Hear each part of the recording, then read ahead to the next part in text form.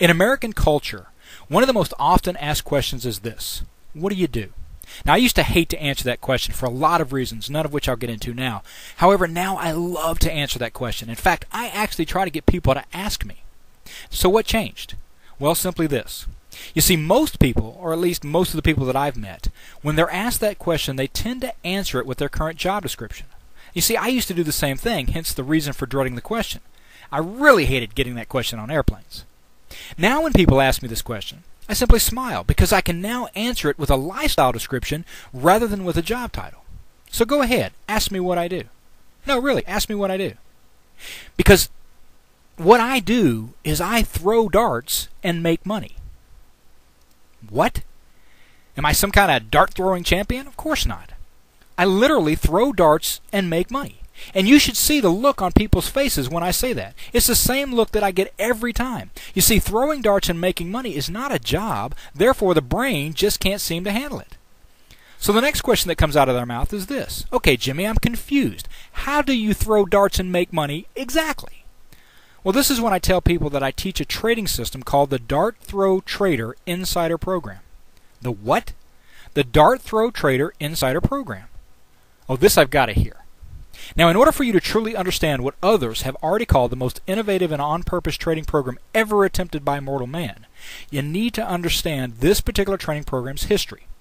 You see, this program is actually the end result of two very separate experiences that I had with two very specific students. The first experience began in 1996 and concluded 10 years later in 2006. The second was a simple 3-minute conversation in 2005. So I guess we'll start at the beginning, and we'll start with Paul.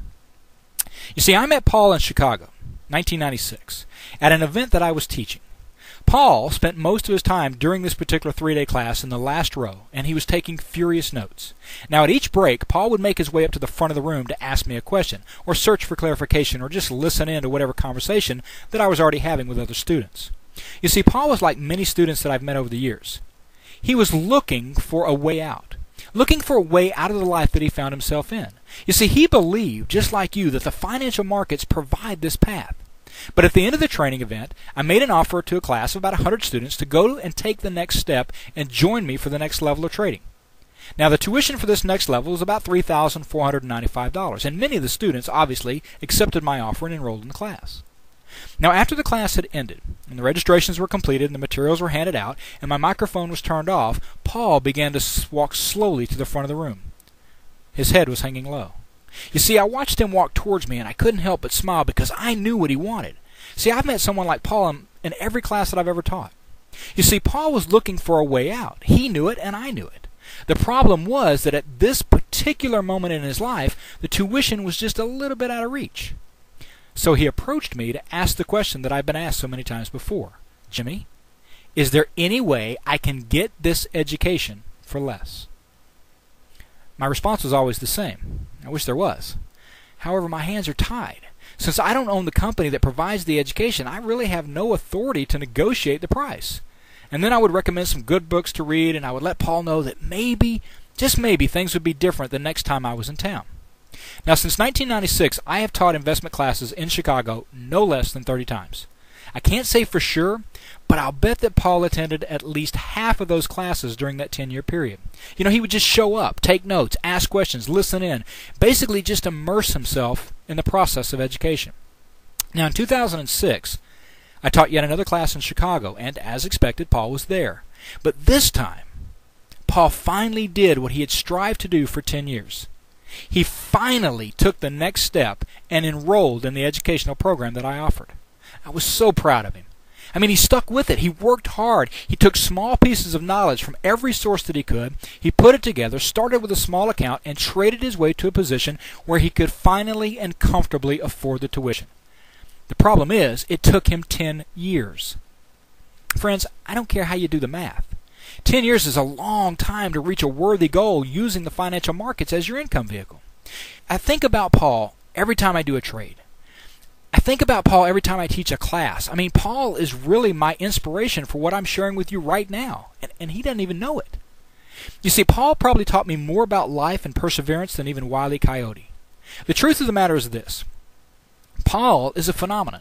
You see, it's a shockingly common occurrence. I really wonder how often, how many Pauls have I met and didn't recognize? You know, how many Pauls were in my classes but didn't come up and introduce themselves to me? How many Pauls walked out of the experience wanting desperately to get a professional education, but for whatever reason just couldn't afford to do it that day? My next experience occurred in 2004. I was teaching a class in New York City, and I had a student come up and attempt to start an argument with me. Now, his argument in a nutshell was based on his belief that the only way that anyone could make money in the financial markets was if they were right all the time. Are you serious? I had to ask. And of course he indicated that he was. And I began to laugh, and I began to laugh out loud. And the words, they spewed out of my mouth without a hint of regret.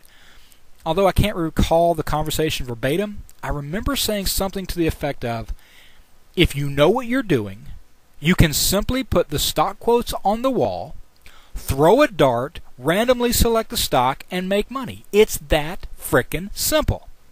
Now, of course, he didn't believe me. So I shrugged my shoulders, and I simply said, it's true. So there you go. Somebody doubted me, and I had to prove what I said was true. And that's how this all started. Could I really create a trading system that would allow me to throw a dart, randomly pick a stock, and make money, and at the same time provide a trading system that was worthy of a $30,000 price tag, but only require a fraction of that to actually participate? Well, as they say, there's only one way to find out.